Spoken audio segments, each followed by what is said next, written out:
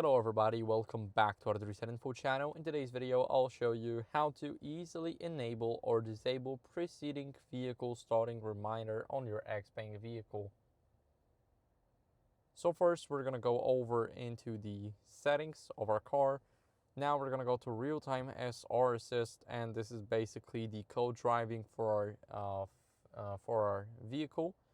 Here we have the preceding vehicle starting reminders. So after our vehicle brakes, we will have the startup sound and animation when the vehicle ahead of us starts. So that whenever we're looking at our phone, which we shouldn't do while we're driving, but if we do, then our car will give us a sound that we can easily just start driving. And of course, you guys can play it right here, as you guys can see. And that's how it will look like. And of course, you have to be in the driving gear. You cannot be on P, you cannot be on neutral. You have to be in driving in order for it to work. So that's how you guys can do it. Thank you for watching. If you enjoyed this video, then leave a like, subscription, and a comment.